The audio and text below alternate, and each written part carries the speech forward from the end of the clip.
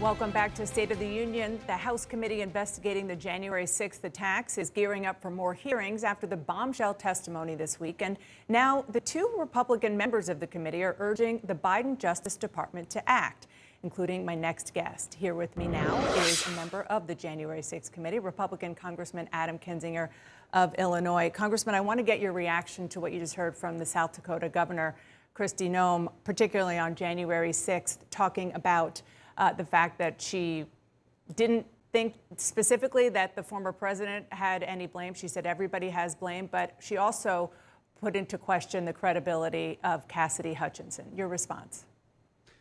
Yeah, I mean, I'm blown away. This is not, I served with Kristi Noem in the House, and it's like Invasion of the Body Snatchers. This is not the Kristi Noem I served with.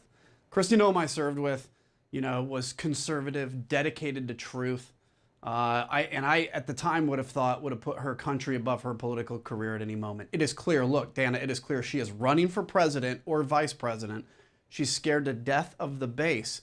And for her to call into question, a 26-year-old patriot who stood in front of the committee alone and told the truth, and then to avoid saying that Donald Trump bore even an ounce of responsibility for January 6th, I get amazed still every day by what some of my colleagues do. This is one of the biggest ones. She used to be something very different.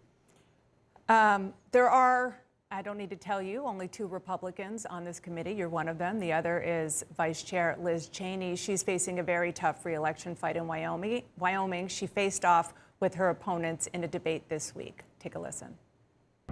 Our republic is not in danger because of President Donald J. Trump. We have serious questions about the 2020 election. When I talked to Mike Lindell, he did say that there was a small portion of voter fraud in this state, but that is alarming anyway. There is fraud happening, and we know it. I will never violate my oath of office, and if you're looking for somebody who will, then you need to vote for somebody else on this stage.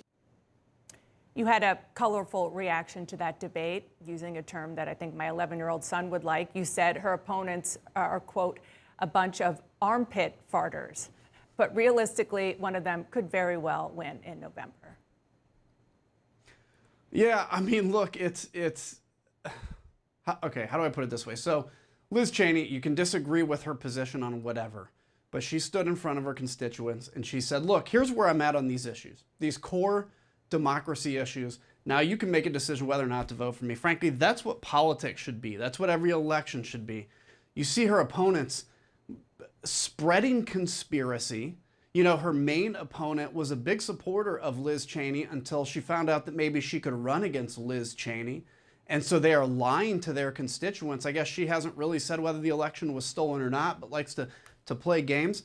This has turned into, and this is where, I honestly think the political system is failing America. And Americans have got to wake up and demand far better, because we have a primary system where somebody like Liz Cheney, a very professional, focused person, regardless of what you think of her politics, I tend to agree with her politics, of course, can be up against just lies and conspiracy, and 5 to 10% of the country or of that district of Wyoming will actually show up and vote in a primary and make a decision. We just had a Mary Miller that beat Rodney Davis here in Illinois, a 700,000 person district, and it was only a few tens of thousands of people that voted in that. Something's got to change.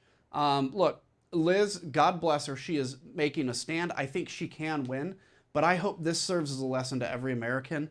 Like, let's fix this system, because the primary system is failing you. Congressman, let's turn to the explosive testimony this week from former Trump White House aide Cassidy Hutchinson. Here's what she said then Deputy Chief of Staff Tony Ornato told her happened inside the presidential car on January 6th. The president said something to the effect of, "I'm the effing president, take me up to the Capitol now." The president reached up towards the front of the vehicle to grab at the steering wheel. Mr. Engel grabbed his arm, said, "Sir, you need to take your hand off the steering wheel.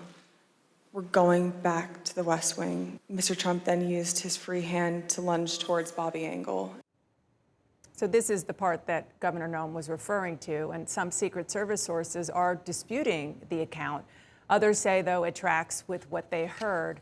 So the question is, Trump allies are trying to use this to discredit all of her testimony. Why did the committee put this out there, ask her about this, that she heard secondhand without first obtaining corroborating evidence?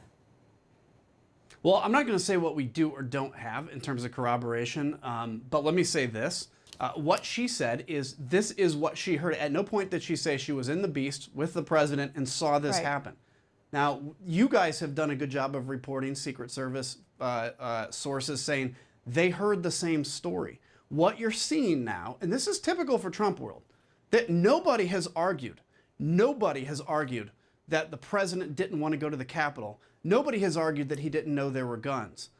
They're trying to argue, did he really grab for the Beast? And that's where Tony Ornato will have to come in and tell us more about his position on that. Will he do that?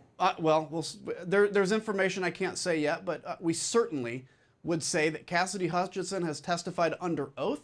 We find her credible. And anybody that wants to cast disparagements on that was firsthand present should come and also testify under oath. And not through anonymous sources, quote unquote, and not potentially being an anonymous source. Congressman, since Cassidy Hutchinson's testimony, have new witnesses come forward to want to speak up? Yes. Again, I don't want to get into who or any of those details, but and it's not even just Cassidy. By the way, she's been inspiring for a lot of people. This happens every day. Every day we get new people that come forward and say, hey, I didn't think maybe this piece of a story that I knew was important, but now that you guys are, I do see this plays in here. But yeah, I mean, look, she is going to go down in history as, I mean, people can forget the names of every one of us on the committee. They will not forget her name. And by the way, she doesn't want that. She doesn't want to be out in the public spotlight, but she has a commitment to truth that somebody like Kristi Noem, for instance, and most people in our party would actually benefit to take just a 10% ounce of. Real quick, because we're out of time, will we hear from witnesses that you did not know about, with stories you did not hear because of the hearing so far? Yes, yes. There will be way more information, and stay tuned.